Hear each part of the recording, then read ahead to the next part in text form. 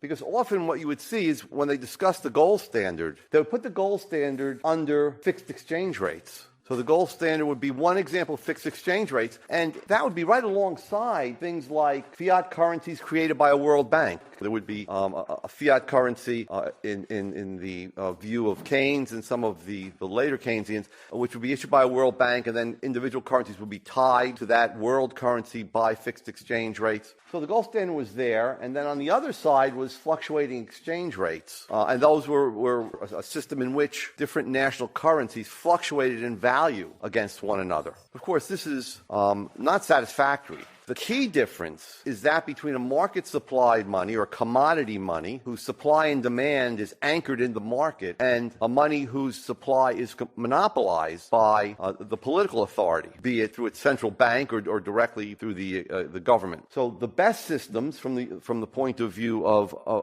Austrians, if we're using as our standard satisfaction of consumer wants and the ability of entrepreneurs to calculate, is the market supply commodity monies, okay, and then things get progressively worse until we get to a world central bank. So, having said that, we know, as Professor Engelhardt has told us, that all money originated and must have originated logically as commodity money. So all money came onto the market, all general media of exchange, as some sort of a commodity. But we have the most information about the classical gold standard. Now, how do we know whether something is really a genuine gold standard or not? A genuine gold standard, such as the classical gold standard, and unlike the Bretton Woods false or phony gold standard, the mark of the genuine gold standard is that gold coins are actually in circulation. They're used in everyday circulation. It's not necessary that there be 100% reserves, though that is better. But almost from the start, when money originated,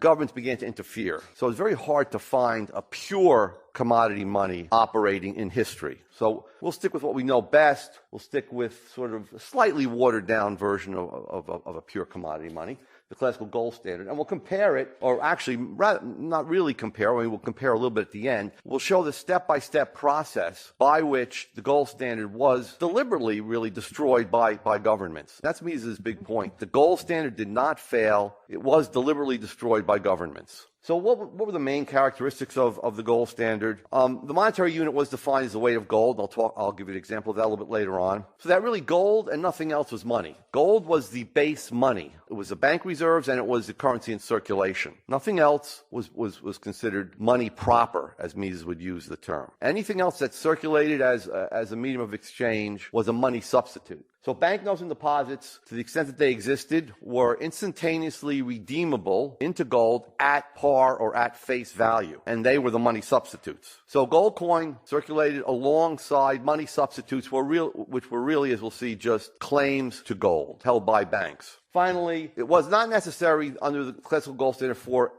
a central bank to exist. The U.S., during most of the period of the classical gold standard, did not have a central bank. We were the last industrial economy to set up a central bank. Great Britain established its central bank in 1694 or so, mainly so the king could build palaces and fight wars. So central banks were initially creatures of government, as they have remained. So the monetary unit was, as I said, simply a weight unit of gold. So notice something here. The franc, the pound, the dollar are homogeneous monies. They're not separate monies. They are all gold. Their names just denote a different weight of gold, a different unit in which the people in that nation calculated. But the money itself was gold.